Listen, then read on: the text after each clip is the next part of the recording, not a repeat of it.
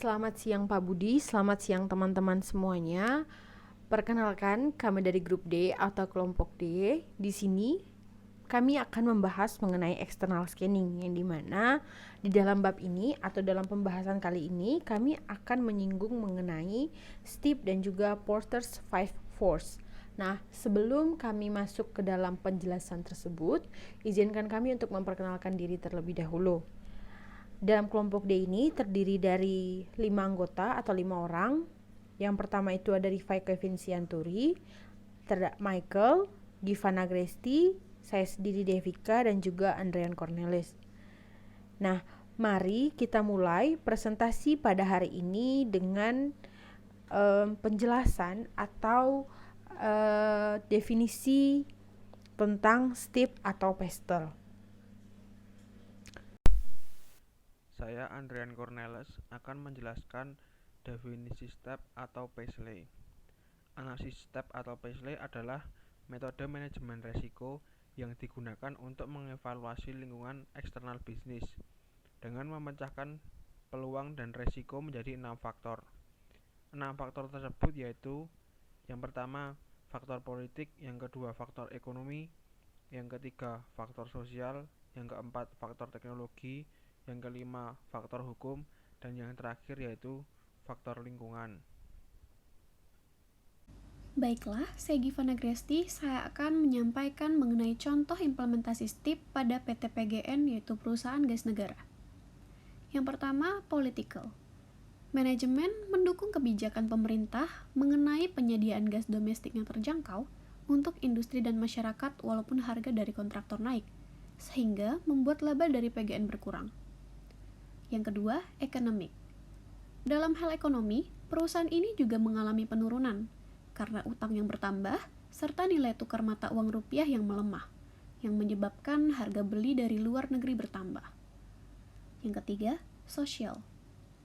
PSBB yang diberlakukan saat COVID menyebabkan penurunan permintaan pasar, khususnya pada sektor restoran, perhotelan, dan produsen baja. Yang keempat, teknologi. Penggunaan smart utility dengan menggunakan IoT dan big data, serta kerjasama dari Japan Cooperation Center Petroleum atau UCCP, digadang dapat membuat proses produksi dan distribusi menjadi lebih efisien. Yang kelima, environmental.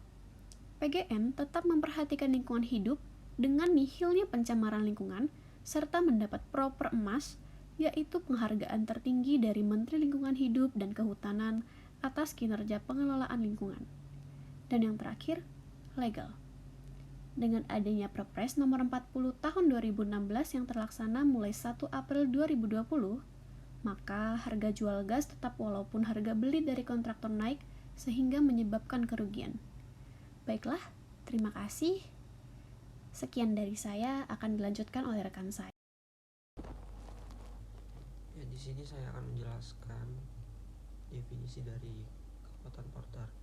Porter Five Force merupakan suatu model atau metode yang digunakan untuk mengidentifikasi dan menganalisis kekuatan kompetitif dalam industri yang dapat membantu menentukan kelemahan dan kekuatan industri tersebut.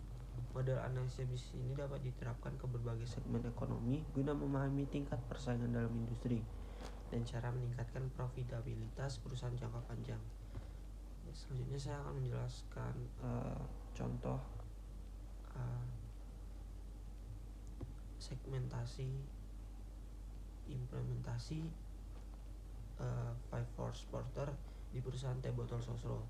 Yang pertama itu ada the trade of a substitute product. Nah, di sini contoh teh botol Sosro dengan teh kita. Pelanggan tidak sulit mendapatkan kedua merek ini dijual secara bersamaan.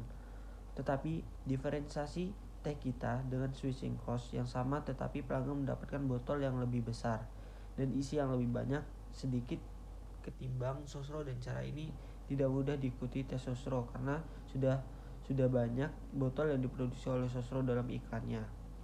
Nah, yang kedua itu ada the trade of the entry of the new competitor. Nah, di sini maksudnya itu pendatang baru dalam suatu usaha industri selain membawa kapasitas produk baru juga ingin menguasai pangsa pasar atau market leader serta ingin mengambil alih sumber daya yang besar dimiliki oleh pesaingnya. Untuk ancaman kompetitor baru, dalam industri yang rendah karena dibutuhkan modal yang besar. Dalam industri minuman teh dimulai dari bahan baku sampai kebutuhan membeli mesin pengolah agar dapat menciptakan kualitas yang baik. Nah, yang ketiga itu ada the bargaining power of customer. Nah, di sini itu adalah faktor yang mempengaruhi kekuatan pembeli untuk produk teh, antara lain switching cost yang rendah mengingat harga yang ditawarkan antara produk teh yang satu dengan yang lainnya. Nah, yang selanjutnya ada the bargaining power of supplier. Nah, di sini terdapat banyak sekali pemasok bahan baku teh sehingga membuat harga barang baku teh menjadi sangat kompetitif. Hal ini membuat kekuatan tawar-menawar pemasok dengan industri minuman teh sangat rendah karena bahan baku teh di pasar mempunyai harga dan kualitas yang rata-rata bersaing. Nah, yang terakhir itu ada the intensity of competitor rivalry.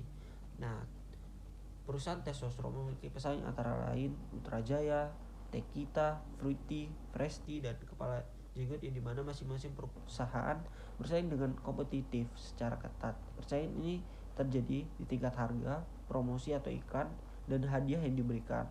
Hal ini ditujukan untuk menarik minat para konsumen agar mau membeli produknya masing-masing. Terima kasih.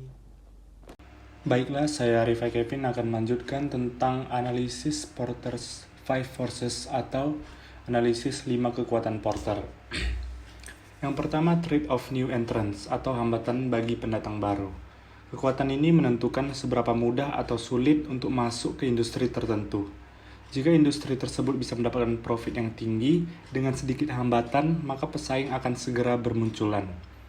Semakin banyak perusahaan saingan atau kompetitor yang bersaing pada market yang sama, maka profit atau laba akan semakin menurun. Sebaliknya, semakin tinggi hambatan masuk bagi pendatang baru, maka posisi perusahaan kita yang bergerak di industri tersebut akan semakin diuntungkan. Yang kedua ada bargaining power of suppliers atau daya tawar pemasok. Daya tawar pemasok yang kuat memungkinkan pemasok untuk menjual bahan baku pada harga yang tinggi ataupun menjual bahan baku yang berkualitas rendah kepada pembelinya. Dengan demikian, keuntungan perusahaan akan menjadi rendah karena memerlukan biaya yang tinggi untuk membeli bahan baku yang berkualitas tinggi. Sebaliknya, semakin rendah daya tawar pemasok, semakin tinggi pula keuntungan perusahaan. Yang ketiga, bargaining power of buyers atau daya tawar pembeli. Kekuatan ini menilai daya tawar atau kekuatan penawaran dari pembeli atau konsumen.